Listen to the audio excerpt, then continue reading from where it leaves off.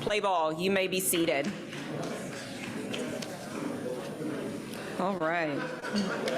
Okay, and so now we have Dr. Joe Michaels here to welcome all of our visitors and guests. Joe is Managing Principal, Solomon Bruce Consulting. Come on up, Joe.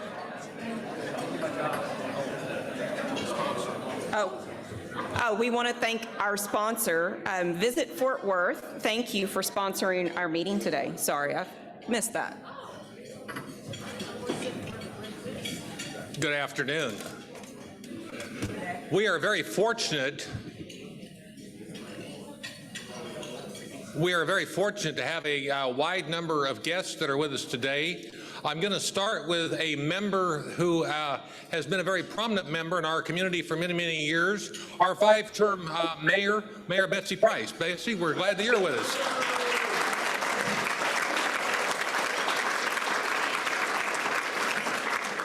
It's always good to see Betsy at Rotary, and she wants to come and be more active now that she doesn't have to worry about all the other things she did at City Hall. Betsy, we're glad you're here. We're very fortunate Pam Cannell brought Christy Livingstone. Christy? Kathy Sheffield brought Kayla Scott. Stand up, Kayla. Everybody needs to see you. It's important at Rotary that you stand up and everybody gets to see you. We're glad you're here, and we want to recognize you. Don Marable brought Megan Hemingway. Megan? Richard Knight brought Virginia Loft. Virginia? Joe Brown brought Nikki Nielsen. Courtney Lewis, our president, brought Eric Scheffelstall. Eric?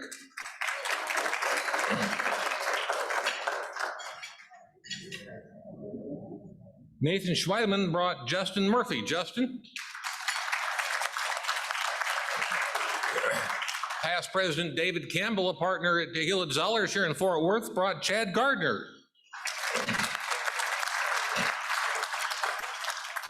Nathan is big on bringing two guests, kind of like missionaries.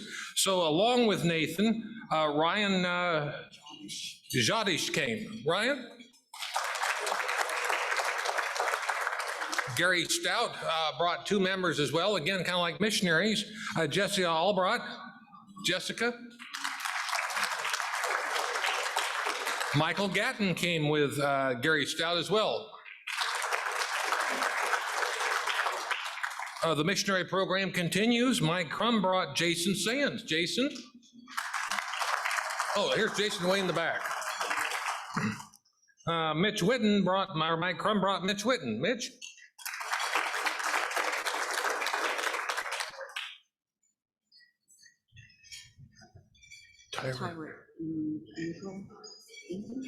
All right. It is important always to have good handwriting and being able to interpret what you wrote. It appears that Tyra Ingram brought Crystal Barden. Crystal? Galen. Crystal Gaden. And Christy Eckler brought Courtney Hacker. Oh, she's way in the back as well. I see our past president and treasurer, Jason Ellis, just walked in. We're always glad when Jason's here from the bank. Jason? Madam President, those are all of our people here today. See, Jason, that's what happens when you're late. Dr. Michaels calls you out. And now it is test time for our four-way test. So if you will repeat with me, number 1, is it the truth? Number 2, is it fair to all concerned? 3, Will it build goodwill and better friendships? And 4, will it be beneficial to all concerned? And now we will set that aside for 3 minutes as we hear our newscast this week given by Kathy Neese Brown, Vice President, Mission Support of the James L. West Center. But actually, it's the other Kathy.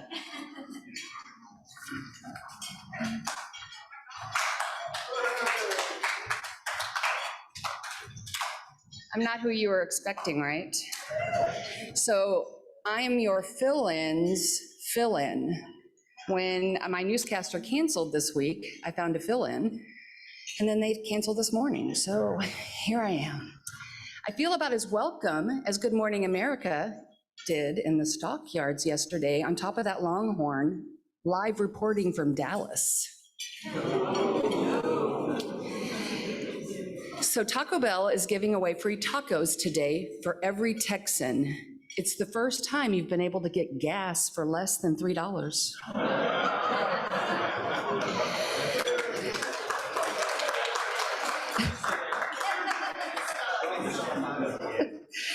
Looking a bit more broad, former New York Governor Cuomo got punched by a busty woman after she told him to press 1. Johnny Depp admits he often went to bed with a clothespin on his nose. It was an attempt to achieve herd immunity. COVID cases are back up in China. After working all over the world for the past 2 years, the virus has decided to work from home.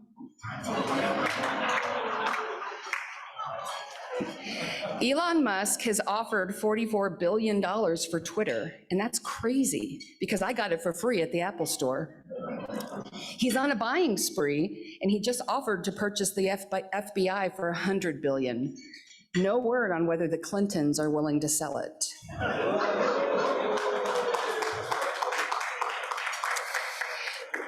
Thank you, guys. A Field and Stream reporter, this one may get me in trouble. A Field and Stream reporter asked Biden about Roe versus Wade. It's been in the news a lot lately, right? His response is that migrants are able to cross the Rio Grande however they want. Roe, Wade. I'll let you think about it. McDonald's is exiting Russia following Coca-Cola, Pepsi, and Starbucks. In 3 months, Russians could be the healthiest diets in the world. And in sports, there weren't many details initially following the wreck last week that sent Jerry Jones to the hospital with minor injuries. If I'm Jerry Jones and I'm driving myself around town at night, that means that I don't want some chauffeur writing a tell-all.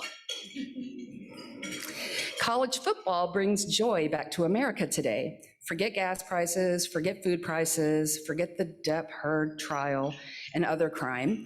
The Oklahoma Sooners just signed another quarterback known for his rifle arm. His name, General Booty. That was supposed to make you guys laugh. This one will. The PGA championship this week is in Southern Hills, and it's sponsored by Titleist and Mercedes-Benz. The difference between a golf ball and a luxury car is that Tiger Woods can drive a golf ball for 300 yards without hitting a tree.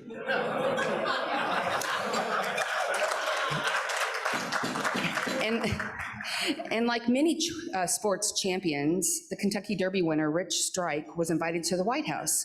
However, he declined the invitation. When asked why, he said that if I want to see a horse's beep, then I would have finished second. In politics, I think we can all agree that it's a dangerous time to be alive. Putin has cancer, Xi Jinping has a brain aneurysm, and Biden has Kamala.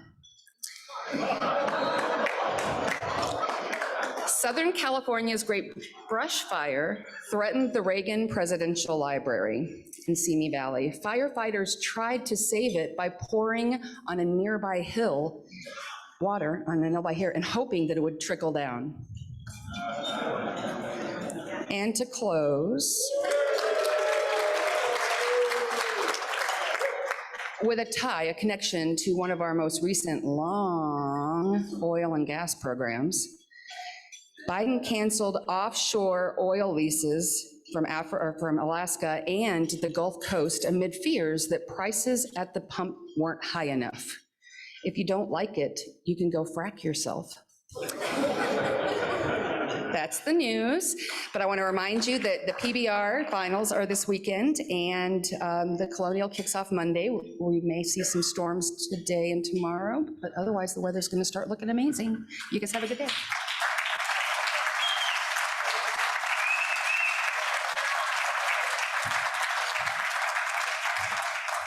Thank you, Kathy. You did a great job filling in for your fill-in. And now for a few announcements. You'll notice that we have a couple people wearing a life jacket today, and they let me know it is Wear Your Life Jacket to Work Day. We have Abby Dudek and Pam Cannell over here with their life jackets, bringing awareness that drowning is the leading cause of death for children 1 to 4 years old. So wanted to recognize you ladies. You're rocking your life jackets. And now, Sean Snell, come on up for a few announcements. Hello, everyone. I have a few fun, quick things to say. You know, we had Jacques Marquis and the Clyburn here a few weeks ago, which is a good reminder for all of us because this event does only come once every 4 years. 5 years because of COVID. The last Clyburn was in 2017. It is coming up around the corner, June 2nd through the 18th, and you have some of these on your table if you're interested. Many of you know, and we had mentioned it a few weeks ago, that of course Van was an honorary member of our club. As it turns out, he was a major donor to our club. And certainly he leaves a tremendous legacy, not just here in Fort Worth, but in the international music world. And we have that special connection with him. So the Clyburn had offered us a 20% ticket discount to the semifinal round. And we thought about trying to do that as an outing, but it was just very challenging because of the tiered seating at Bass and the different price structure, and the seats were selling quickly. But we did want to alert you so that if you want to take advantage of this discount code, that you can do so immediately. And I would jump in because they are selling very quickly. And then a few more things. I'm going to be in sync with the slides. We've had a lot of fun this week in the stockyards. And it started, well, yesterday, we were at Good Morning America. That's our team right there. We had a bunch of signs. We had 17 show up. And I'm not sure how many of us were actually on camera, but I know our signs were all over America.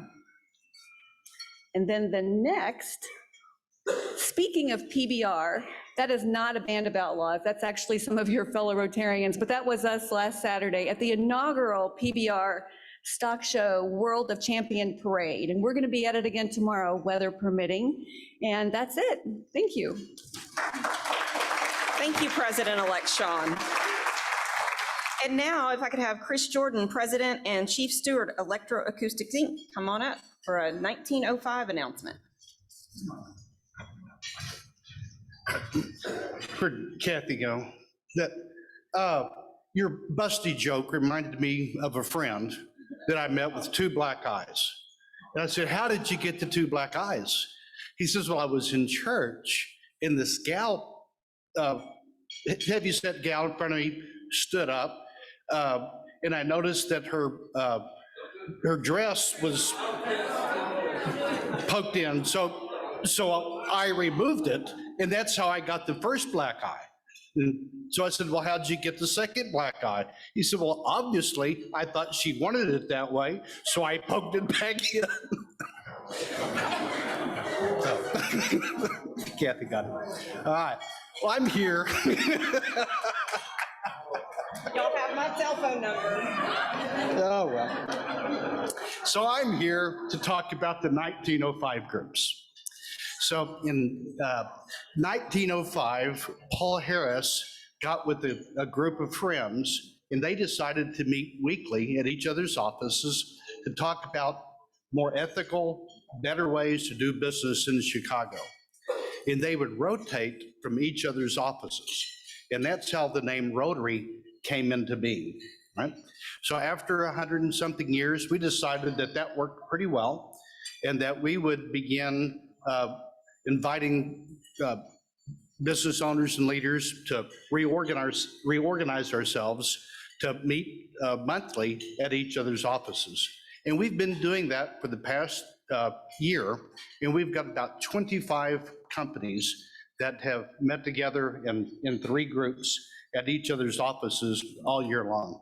And the big advantage for me, and I think others out of the group, is you meet each other here at Rotary, you learn names, you laugh a little bit, but you really don't get to learn much about each other's companies.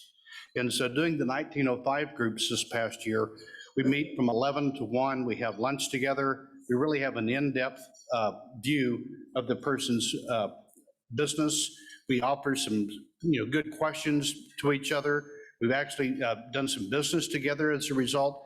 And so these groups have just been great groups. So we're going to restart those again, probably in July, and open it up for additional companies to come be a part of the 1905 group. So if you've got a business, if you'd like to meet with some other business owners and learn from each other, fellowship with each other, we're going to send out some invitations on that. We were going to have the social on June 1st, Wednesday night, to invite people to come, but somebody named Michael Crane something has got a birthday and everybody's going to that. Obviously, I wasn't invited, and I didn't know about it. So it's kind of what I figure, Michael. So we'll reschedule that, and if you've already paid for your ticket, hold on to it. We'll get it rescheduled. But I want to let you know about the 1905 groups and the social coming up. Thank you. Thank you, Chris. Well, I'll be missing your birthday, Michael. I'll be in Cabo San Lucas. Sorry, I'll have a drink for you. But you're not there this time, David. Okay, now Mental Health Awareness Month, it continues for the month of May. So if I can have Richard Knight, Vice President and COO, Night Waste Services, come on up with your guest for this week's spotlight.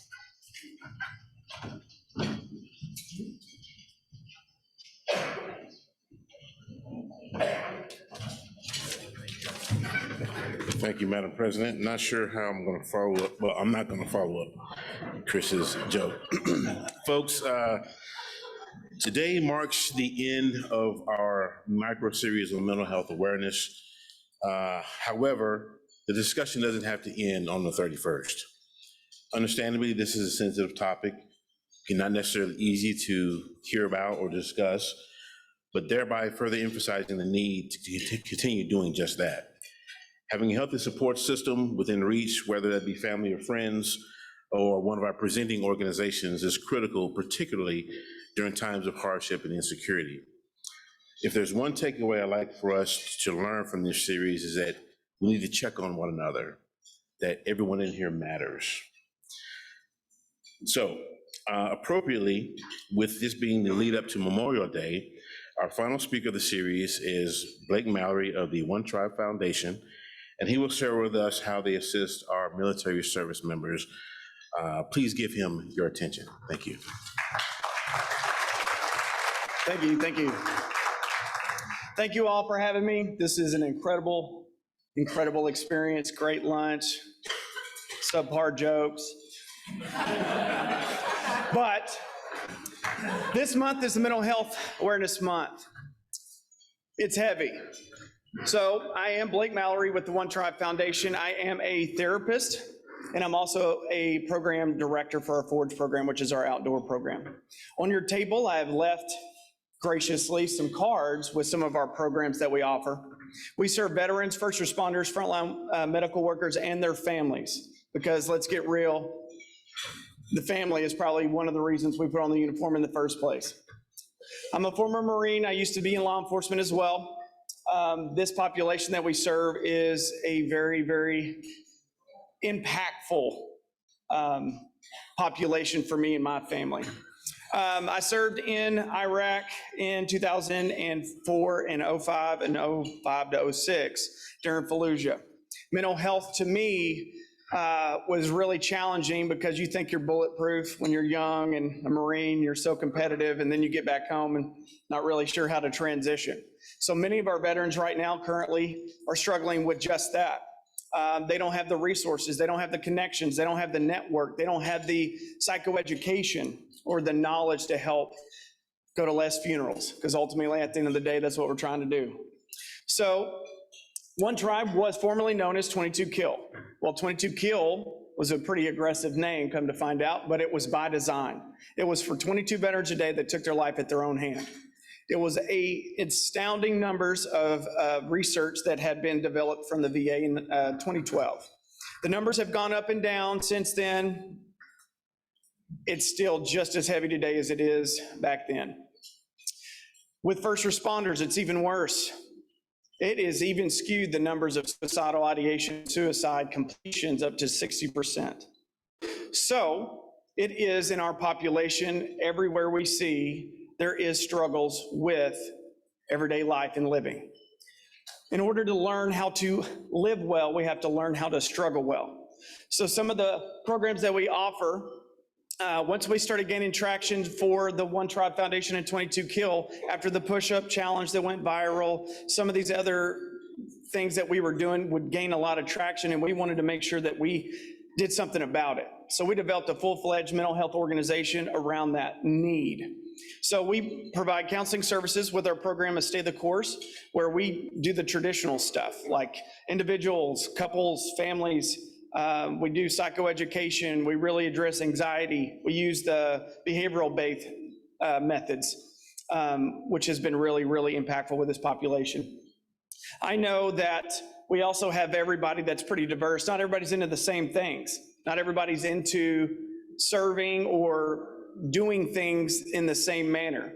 We serve a very diverse population, so we have to have a very diverse activity base. So outside of our traditional setting, we have non-traditional programs, which is Forge, the one I run right now currently, is anything outdoors.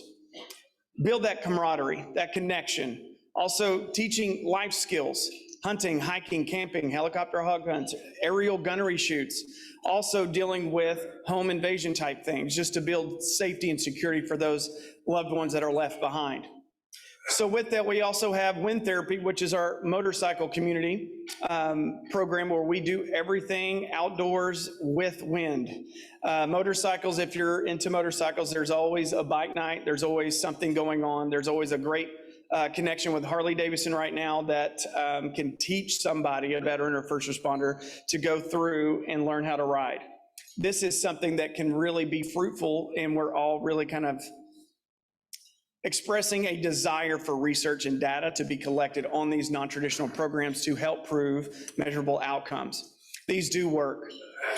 We also have Watch, which is We Are the Children of Heroes, which is very heavy. It is those children connections and groups and events and treatments for those loved ones that have lost their loved ones due to suicide or inaction. It's heavy. You know, Mr. Knight earlier asked me, you know, so what drove you to this type of organization to work in this field? And I always go back to my favorite quote, 2 most important days of anyone's life is the day you're born, the day you figure out why. Mark Twain said that. So I always look back at how to have an impact, how to leave that legacy, how to help somebody in need that can't carry their own weight. How can we support them? How can we give them resources, our time, our effort, and our energy? Well, it's by being present.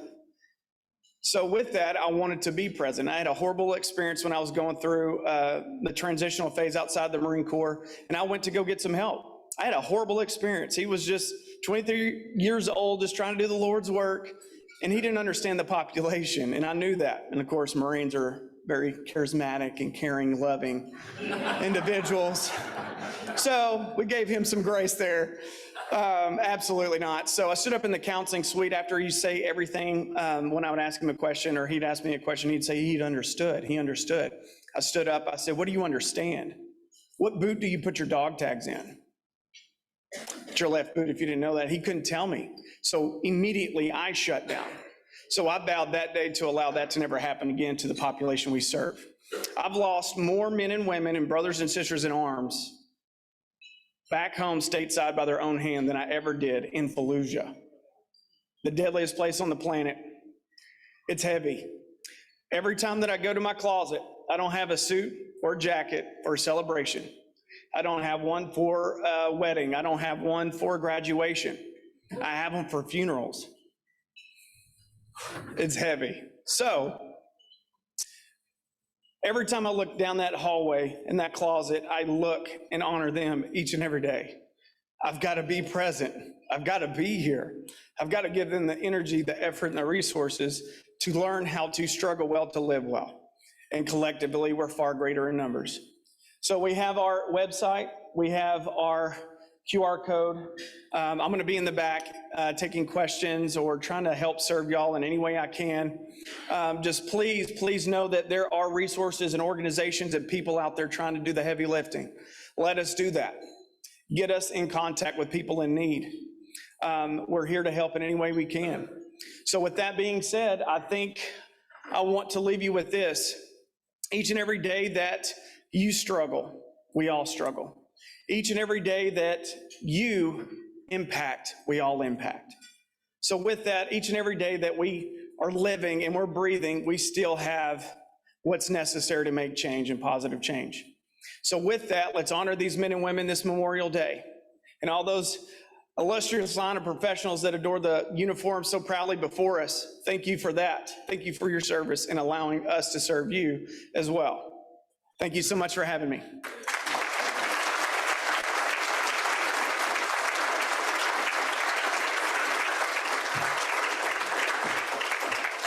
Thank you, Blake. And now I'll have our Secretary, Rebecca Montgomery, Principal Montgomery GR, come up for several first readings. Okay, I'll stick to the script. Thank you, Madam President. Good afternoon, everyone. It's an exciting day today of readings. Guess how many we have? Nobody at the front table. 42, you're close. Today, we have 10 first readings. So get ready, here we go. Proposed members are, first, we have Kashandalyn Bryant. She is the Regional Manager of After-School Programming with Idea Public Schools. Classification, Education, Charter Schools. Her proposer is our Rotary President, Courtney Lewis. Our second first reading is James Emmons. James is a partner with Seton Hill Partners. Classification, Finance, Consulting. His proposer is our Rotary President, Courtney Lewis. Our third first reading is Crystal Hernandez Galvan. She is the owner and president of Hernandez Grants and Consulting. Classification, Business Services, Consulting. Her proposer, the Rebecca Montgomery. Our fourth first reading is Leanne Guzman. She serves as city attorney with the city of Fort Worth. Classification, Municipal Government Law. Her proposer is our Rotary past president, Fernando Costa. Our fifth first reading is Randall Howard. He is the president and CEO of R.D. Howard Construction. Classification, Construction Services, General Contracting. R.D. Howard Construction is a Rotary Minority Business Award winner. Our sixth first reading is Rupa Iyer. Rupa is Vice President of Research with Tarleton State University.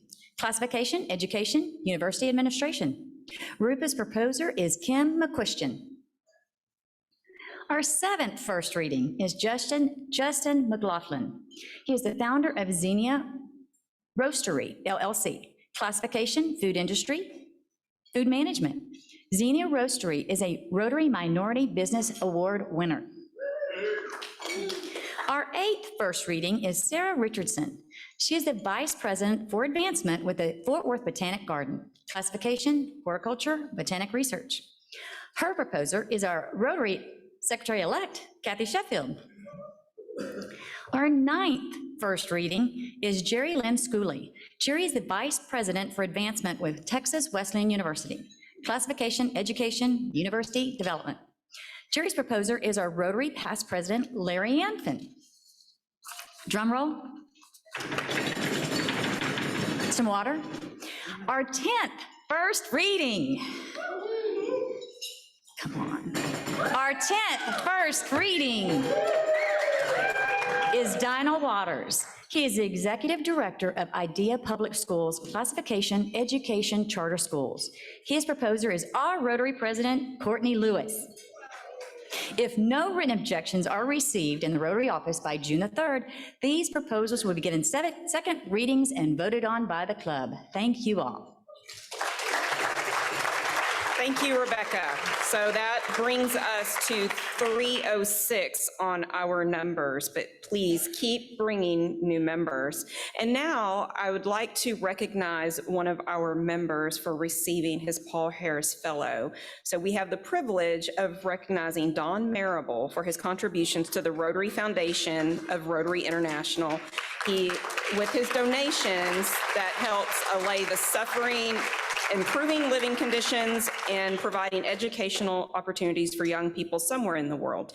Your gift is a selfless action and demonstrates your commitment to our common goals of world understanding and peace. Therefore, on behalf of the president of Rotary International and the chairman of the trustees of the Rotary Foundation, it's my pleasure to present you with your Paul Harris Fellow. So if you'll come on up.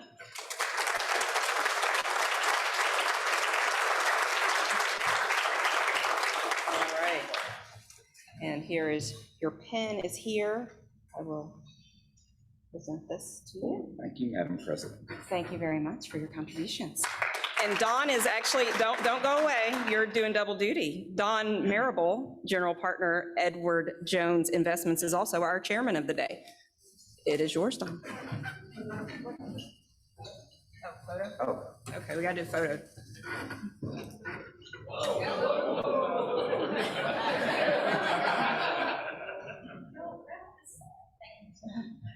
For the record, that was my butt hitting it.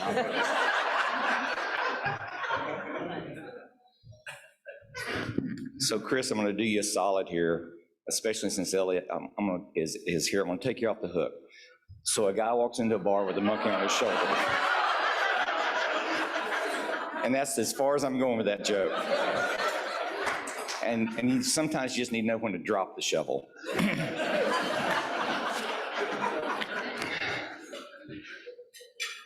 So when you go to the rodeo, well, first off, howdy. Love that.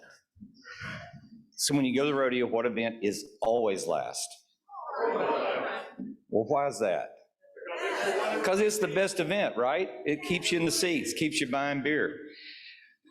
Well, a guy named Ty Murray, who I think, can't remember if it was 89 or 90, I gave him a Coors Shootout belt buckle for being the all-around cowboy that year. And he was too young to drink Coors beer. But Ty Murray got together in 1992 with 19 other bull riders, and they decided to put together an event called PBR. And these 20 guys got together, put in $1,000 apiece. Some of them had to borrow it to get it, and they started PBR. And today it has grown to this behemoth that it is now. Our speaker today is Sean Gleason, who's the fifth nephew of Jack Gleason, once removed. That's not true. I just made that up. And everybody in here who's under 40 says, who in the hell is Jackie Gleason? But this thing has really grown. It's, talking about growing, Ty Murray ended up being a 9-time all-world champion. Today, there's over 500 riders that compete in this in over 200 different locations a year. The money, Sean's been there since 1999, and he's helped bring on people like Tractor Supply and Monster Energy Drinks and Pendleton and Wrangler Jeans and Cooper Tires and more. They're now awarding to these bull riders over $10 million a year. They made the election to bring their world finals to Dickies, which is part of the reason I have Rodeo Crud again in May, because I've been there every night, and I'll be there again tonight. Over 400 million households are seeing this stuff, 130 different territories. It's just an amazing accomplishment. So with that, I want to turn it over to Sean Gleason, President and CEO of PBR.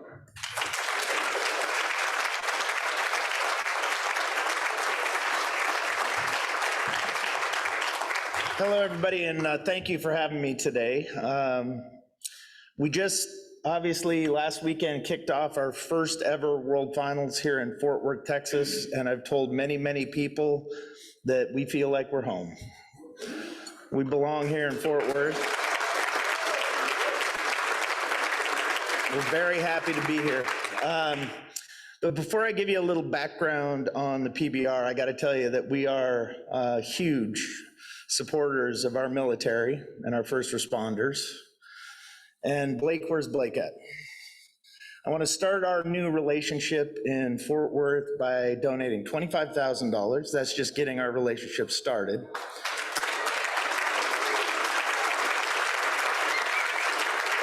And I would like you to bring as many of the people that you serve to our event the next 3 nights. I'll find the tickets, you just bring them.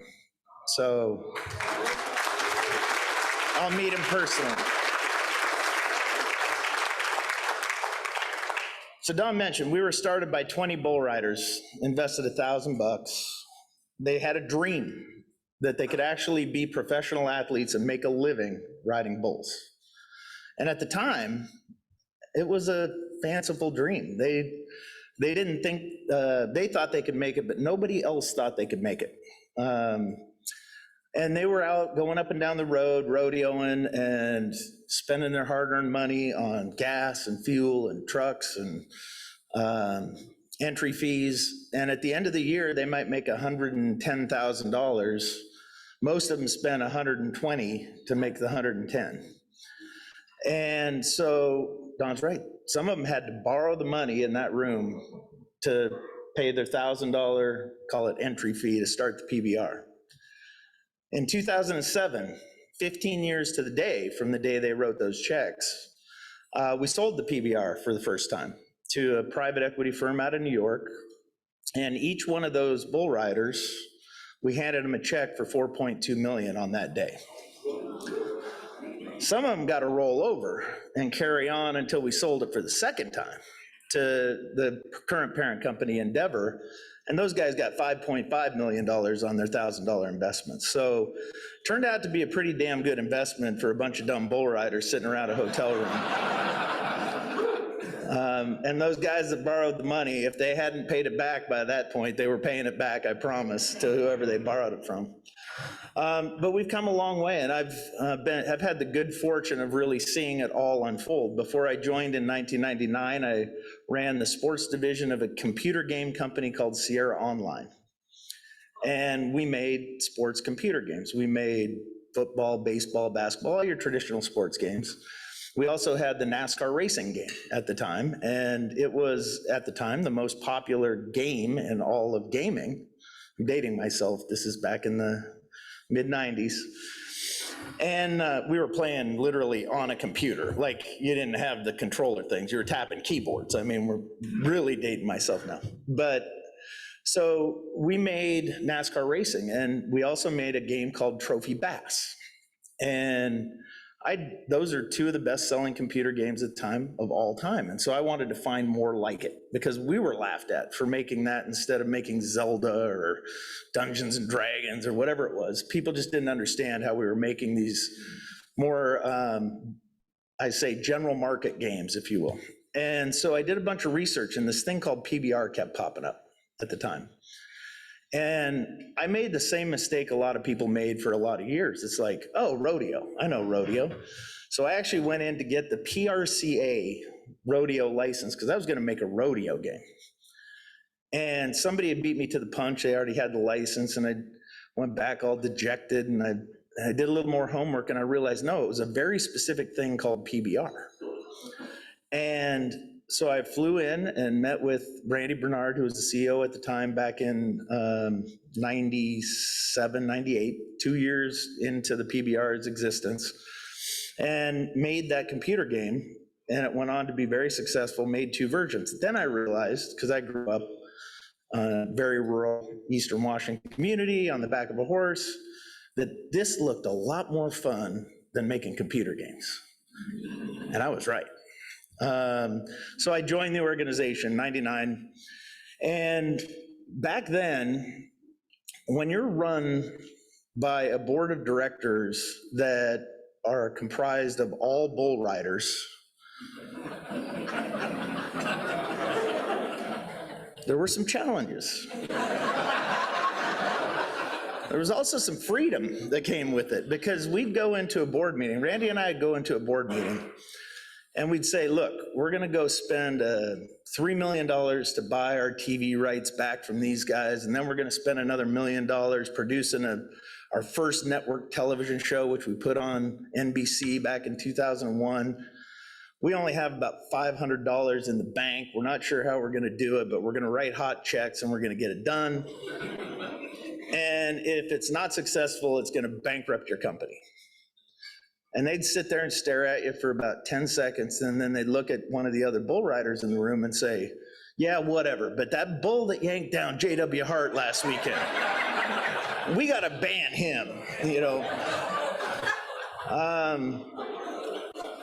There was the infamous board meeting where, I can't remember if it was Tough threw it at Ty, or Tough Hedeman threw it at Ty, or Ty threw it at Tough, but the chair stuck in the wall for the rest of the board meeting.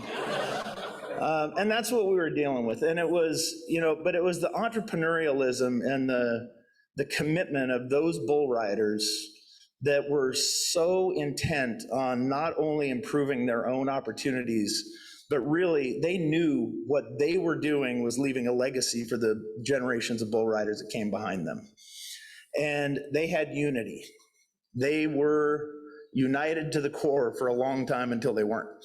But they got us, the unity got us through a lot of trials and tribulations and a lot of bootstrapping this business from nothing into a very successful company that fetched a pretty high price twice. And now we're part of Endeavor, which if you don't know Endeavor, Endeavor owns the UFC, PBR, Miss Universe.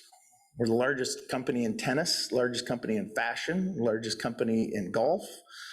We're a very, very large multinational company with, I believe, now closing in on 10,000 employees around the world. Went public last year. And it has honestly been a great experience for me, not a bad one, to change from those old days to what it is today. It's different. But now we have these resources around the world that continue to help us grow. And growing means putting more money into bull riders' pockets, and that's my job. Plain and simple. I had that beat into me, literally, from the old days. And you know, unfortunately, I guess I'm one of the last ones standing that works in the office as somebody that came through that era from the late 90s into the 2000s. And I'm gonna have to swear a little bit here, but the first day on the job, Ty Murray came up to me and he said, I got one piece of advice for you.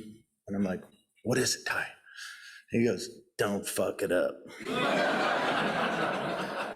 And he goes, you know what happens if you do? And I'm like, no. And he goes, you get the dead jackrabbit treatment. And I'm like, I didn't want to ask. Somebody else might have said, what's a dead jackrabbit treatment? But I didn't want to risk getting it at that point in time. So sometime down the road, probably 5 years or more later, I'm sitting down with Ty somewhere and I just said, I gotta ask, what is the dead jackrabbit treatment? And he goes, well, we hold you down and beat you with the dead jackrabbit.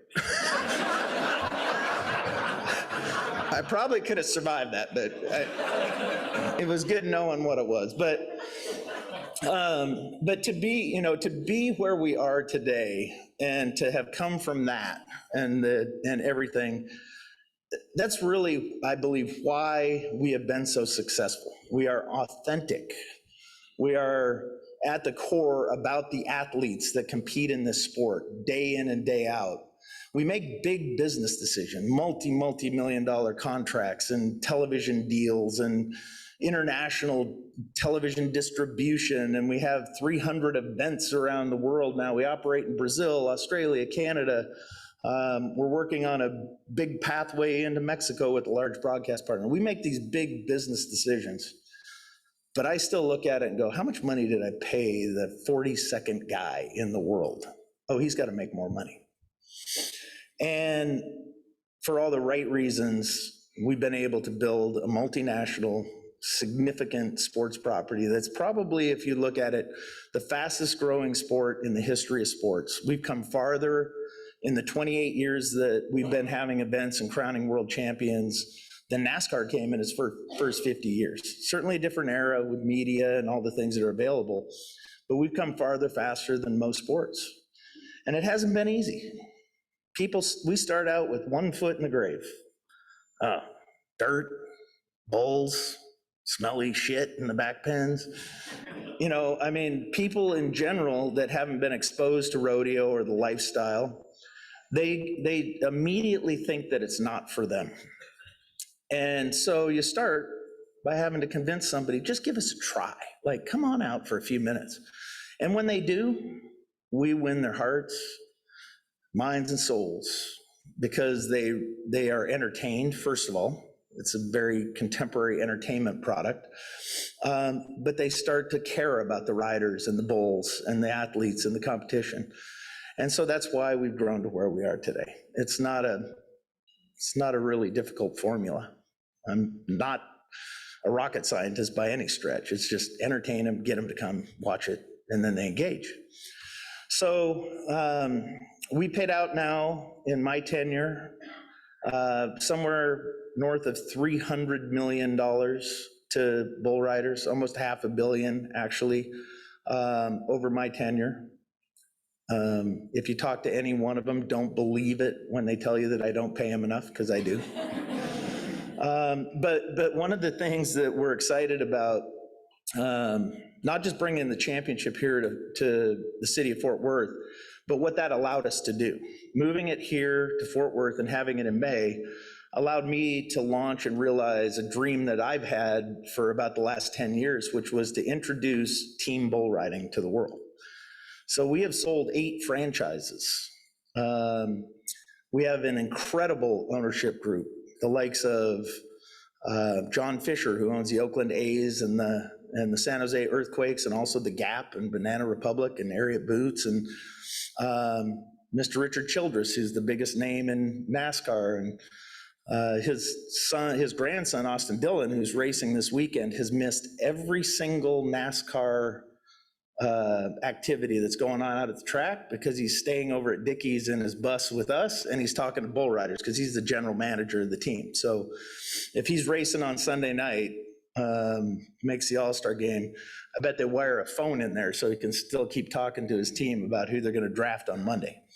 But we've got this incredible ownership group, Johnny Morris, who owns Bass Pro Shops. We've got 8 teams across the country that are geo-located. So the Arizona Ridge Riders, the Missouri Thunder, the Kansas City Outlaws, the Austin Gamblers, Carolina Cowboys, Nashville Stampede, the Oklahoma Freedom, and the Fishers were the first team to sign up and the first to get to pick a market, and they are the Texas Rattlers, based out of here, Fort Worth, Texas. So this community has the privilege of being the first community to have placed a PBR team in our inaugural season. But again, why did I do it? It's going to double the earning income of bull riders. Going to create a great new product that we've got a new CBS contract and a lot of business and sponsorship behind it, but that allows us to put more money in bull riders' pockets. That's my job. That's what I do. I'm happy to take any questions from y'all. We are so thrilled to be a part of the Fort Worth community. Like I said, it just feels like home. The minute we got here, I'm living in the parking lot, by the way, in my RV over at Dickey's Arena, if any of y'all want to stop by. We got an open bar, we got, we got all sorts of stuff going on over there in the parking lot. And by the way, I told my team next year I want a pool with a swim-up bar out there. So, but I invite you all to come over and spend some time. Yes, sir. How does that team competition work? So it's 5-on-5 bull riding, and we have 10 events in the first season. So we'll kick off at Cheyenne Frontier Days, and then we make a stop in every one of the home markets. They're 3-day events, and teams play games against each other. Individuality does not matter. It's cumulative score from 5 bull riders against 5 bull riders. They get a win or a loss, and then they move on, and the season record determines who gets seeded into the playoffs in Las Vegas this fall, and then we crown a champion, award $6 million in prize money to the teams. about another 5 or 6 to the riders, and we move on to the next individual season, and we'll crown our champion here, and then we'll do teams in the summer again. So in each market, you'll have, would it be 4 head-to-head competition? There's 3 days, each team plays a game a day. So there's 4 games a day between the 8 teams. So all teams go into the home market, or to each market, and then play games against each other, kind of tournament style. What's the game? Head-on-head, 5-on-5 bull riding. So if 3 guys get 90, you're gonna make me do math, but if 3 guys get 90-point scores, then they've got 270 points. If the other 3 guys get 380 points, they got 240, 270 beats 240, they lose, they move on. So it's just team-based bull riding.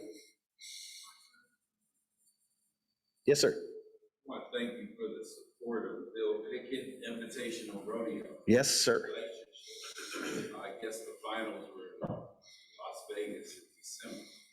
Very excited about coming to Fort Worth so many times. Can you talk about that? Yeah, I mean, beyond bull riding, I have gotten us into a lot of other business opportunities. So I didn't even mention it, but we partnered with Majestic and we managed the Cowtown Coliseum and are working with Craig Cavalier and Brad Hickman and that group down there to bring more entertainment and activity there. We launched the Women's Rodeo World Championships that didn't exist because women in rodeo weren't getting paid enough and they could only compete in one discipline. So we just awarded $750,000 to female rodeo contestants on Wednesday night, our 3rd year. So in the last 3 years, we paid out $2.25 million to women in rodeo. And I have not made that much money. So it is an investment. And then Bill Pickett Invitational, we met Valeria many years ago, and I always said that I would do what I can to help create awareness and opportunity for the Black rodeo athletes that compete in Bill Pickett. Their biggest challenge is opportunity. They can't afford to go up and down the road week in and week out. And so not only did we have an event, a very successful event here last weekend, last June, we took them to Las Vegas. We put the Bill Pickett Invitational Rodeo on network television for the first time ever, did a huge rating, a couple million people tuned in, and really started the beginning of a long process for us of building awareness for Bill Pickett Black rodeo athletes. And eventually I want to create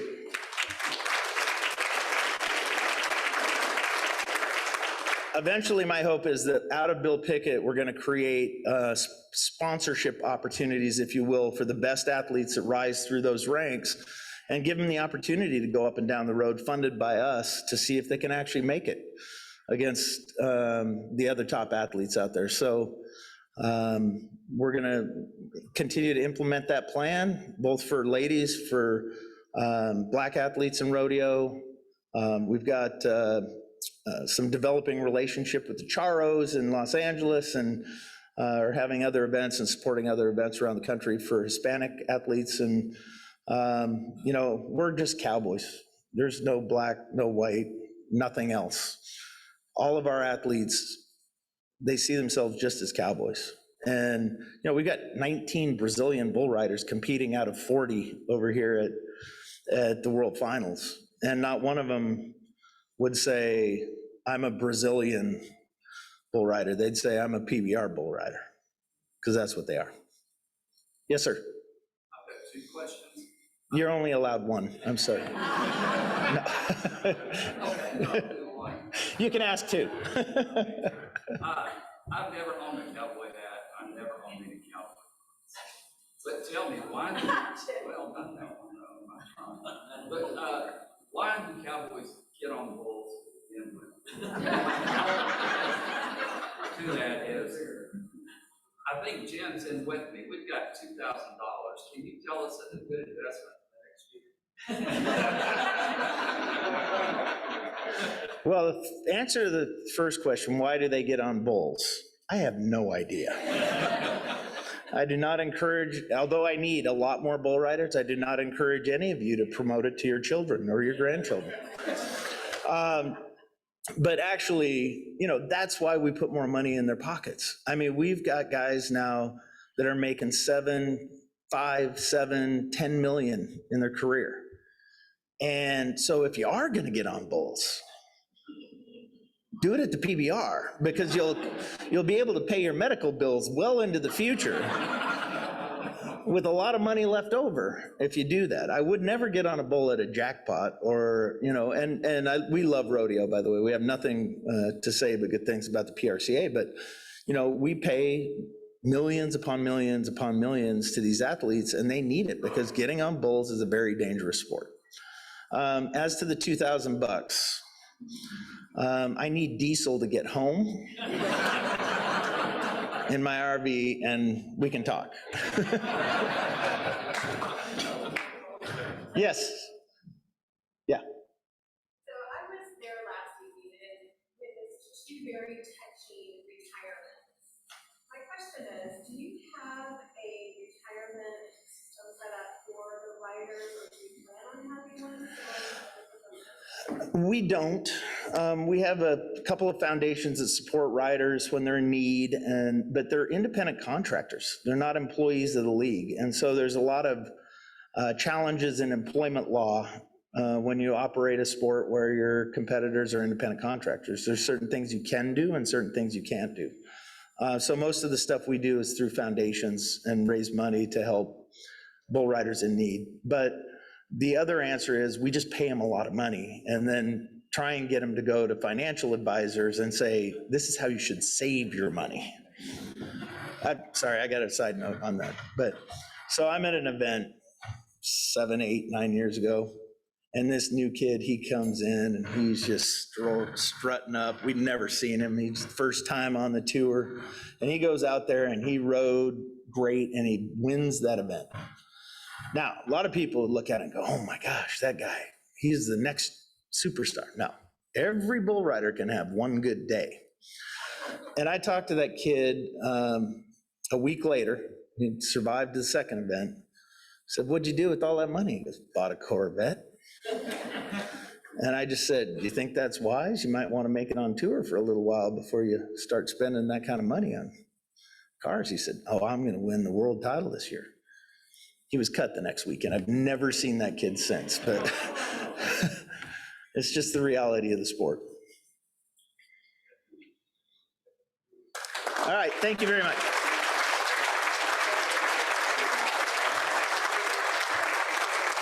And it is, well, first of all, welcome to Fort Worth, and thank you for your generous donation to support our veterans. It's a tradition of our club to donate a library book to the Fort Worth Public Library in honor of your talk, and this is a copy of the book plate that will go in the book. Awesome.